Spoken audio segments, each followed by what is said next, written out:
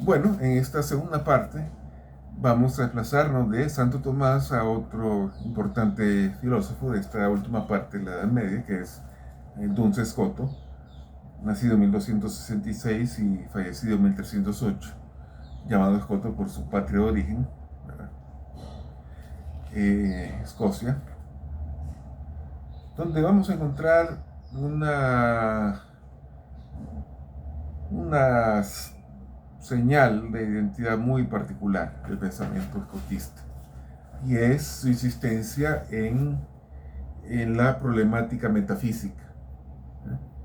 Y esto no significa, bueno, abandonar una perspectiva teológica, sino poner justamente el acento de la reflexión filosófica en la problemática del ser en cuanto ser, ¿no? Retomando el texto de Gilson, podríamos empezar diciendo lo siguiente. El objeto propio de la teología es Dios en cuanto Dios. Esta definición de teología,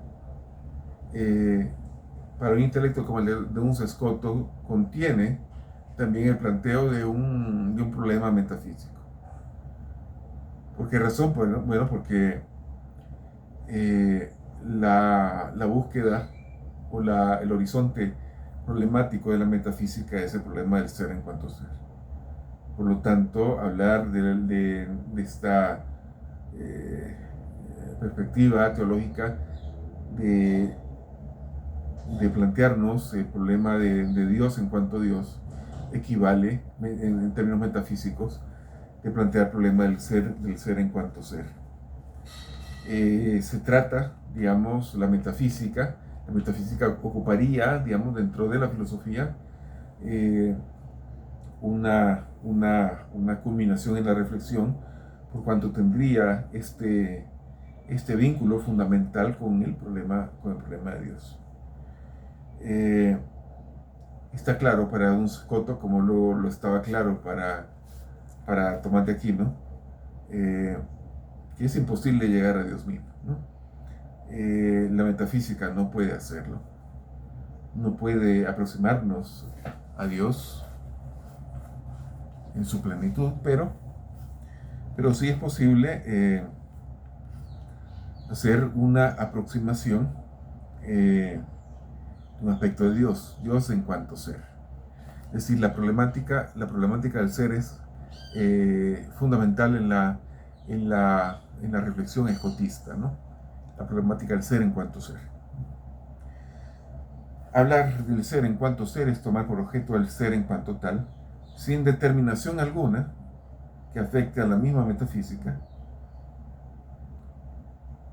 Esto es una cuestión que ya vamos a ver, va a marcar una diferencia de análisis o de perspectiva, de abordaje, entre Scoto y Santo Tomás. Hablar del ser en cuanto ser es tomar por objeto el ser en cuanto tal, sin determinación alguna que lo restrinja a tal modo de ser determinado. Ahora bien, estoy citando el texto de Gilson, ¿verdad? Luego haré algún comentario. Ahora bien, nos encontramos con que el hombre debe extraer su conocimiento de lo sensible, lo que recién hemos visto con Santo Tomás. Conocimiento lo extraemos por la vía abstractiva, como decía Tomás, del conocimiento de las criaturas, ¿no? El conocimiento creado, ¿no?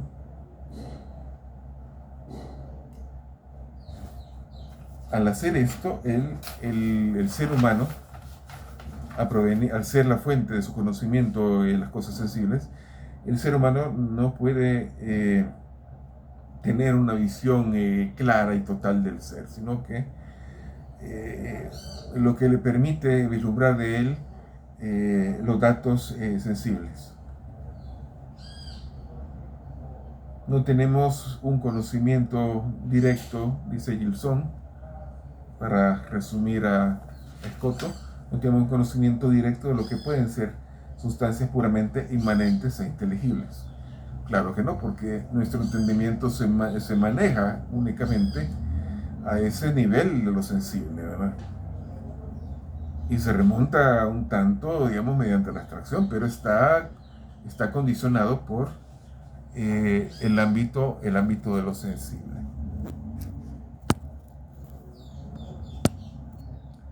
Vamos a ajustar esto un poquitín. Bueno, más o menos ya está. Bien. Toda nuestra metafísica es una ciencia del ser en cuanto ser, construida por un intelecto que no puede alcanzar el alma más que bajo uno de sus aspectos y no necesariamente el más elevado, ¿verdad? Esto que veíamos de las abstracciones. Bueno, ciertamente es útil en el conocimiento de la realidad, podríamos decir, pero no agota y no es ni siquiera la realidad misma, no nos permite aproximarnos a Dios y mucho menos, digamos, agotar o tener una visión amplia en el ser. ¿Qué tenemos que hacer? Bueno, para Escoto esto es una cuestión crucial. Si seguimos dentro del horizonte problemático de las categorías aristotélicas del ser, nos encontramos con algo muy limitado, porque vemos atribuciones del ser. Lo que necesitamos es llegar a un nivel muy sutil de abstracción que nos permita tener una perspectiva, y digo perspectiva que no definición, lo más amplia y general posible del ser. Solo de esta manera vamos a aproximarnos a una visión del ser en cuanto ser. Cuando yo hablo de definición, hablo de acotar, ¿no? de limitar, de hacer una delimitación del ser. Entonces, cuando delimito el ser mediante una de sus atribuciones, por ejemplo, no puedo llegar al ser en cuanto ser. Puedo, digamos, aproximarme justamente a eso, era un atributo determinado del ser, pero no el ser en cuanto ser. Y esto es útil porque el objetivo es, en última instancia, plantearnos el problema de Dios.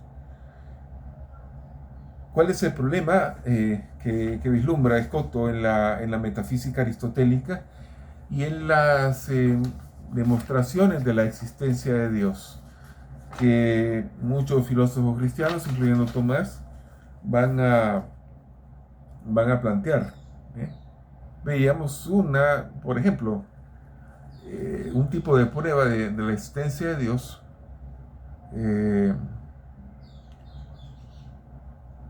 bueno, quizás de la más conocida, ¿verdad?, que hemos conversado acá, es cómo puedo mostrar la existencia de Dios a partir del problema del movimiento.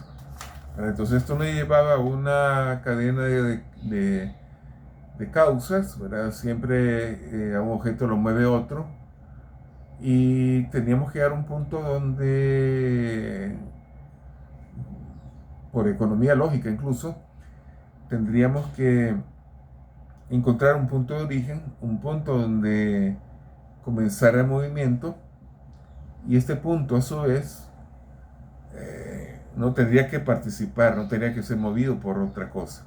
Entonces era el concepto aristotélico del motor inmóvil, que en la perspectiva del problema de la existencia de Dios, bueno, concluíamos que ese motor inmóvil era Dios.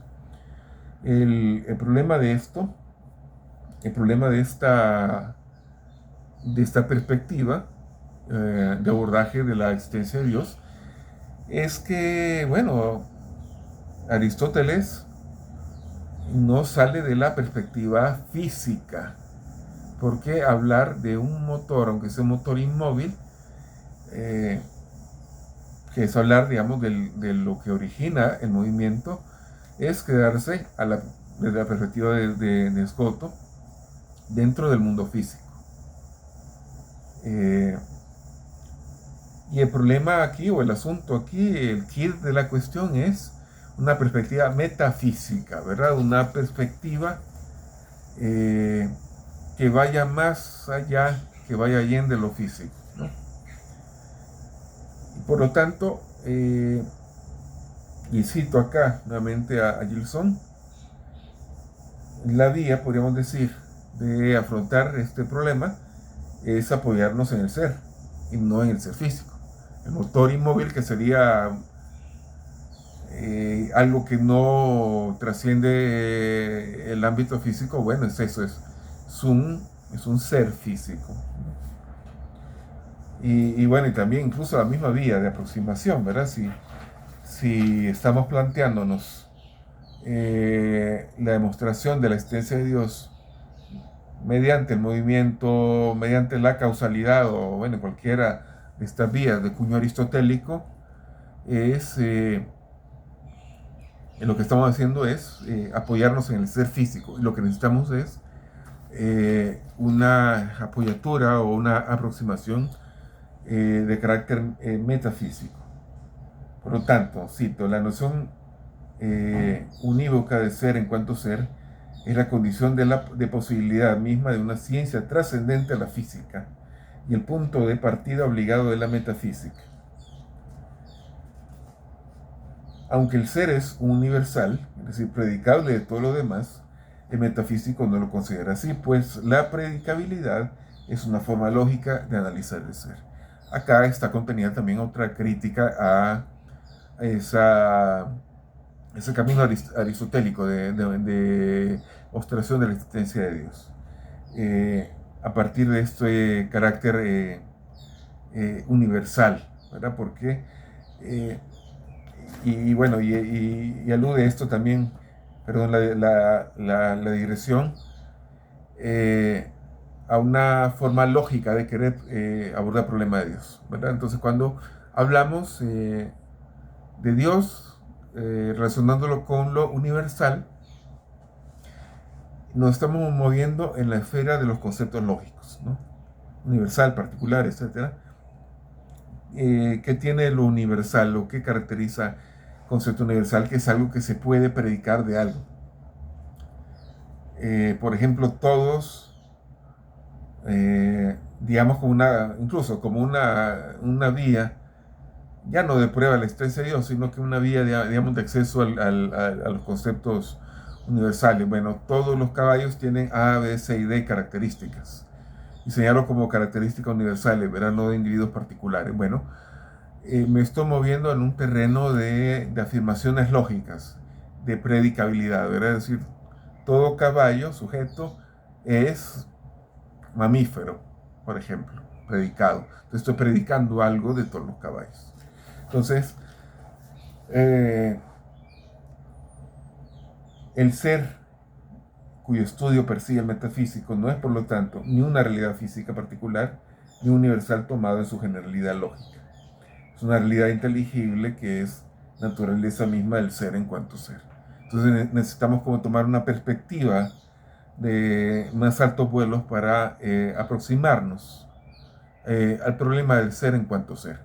No puede ser, por lo tanto, por la vía física, siempre a partir de esta cadena de causalidades, etcétera, aristotélica, o por la vía lógica, ¿verdad? Sino que se trata de ir más allá, de ir a una noción mucho más amplia del ser. Si la naturaleza del caballo fuera de suyo universal, no podría haber caballos particulares. Si la naturaleza del caballo fuera de suyo singular, solo habría un caballo. ¿Qué significa esto? Bueno, que la vía lógica no es suficiente para aproximarnos a esta perspectiva metafísica de la que habla Escoto, ¿no? Las categorías aristotélicas, bueno, y las enumeramos: sustancia, cantidad, cualidad, relación, lugar, tiempo, posición, posesión. Bueno, estas categorías aristotélicas del ser son útiles, pero bueno, dentro de una visión física, no dentro de una visión metafísica, porque son modos del ser en su carácter finito. y en su delimitación con lo infinito. Entonces la perspectiva metafísica que buscaría Scotto sería anterior a las categorías aristotélicas. Entonces toda categoría, y esto ocurre con categorías, con definiciones, es una determinación y por lo tanto una delimitación. Entonces se trata por lo tanto de buscar una perspectiva lo más amplia posible del ser en cuanto ser, ¿verdad? Entonces cuando hablamos del ser en cuanto ser es entender al ser sin sus determinaciones, en una noción como previa a dichas determinaciones. Demostrar la existencia de Dios para el metafísico es probar que el ser infinito es o existe. Limitada por la misma naturaleza de su objeto, que es el ser, la metafísica no podría ir más lejos, pero puede acercarse de alguna forma. De esto hablaremos en la próxima clase.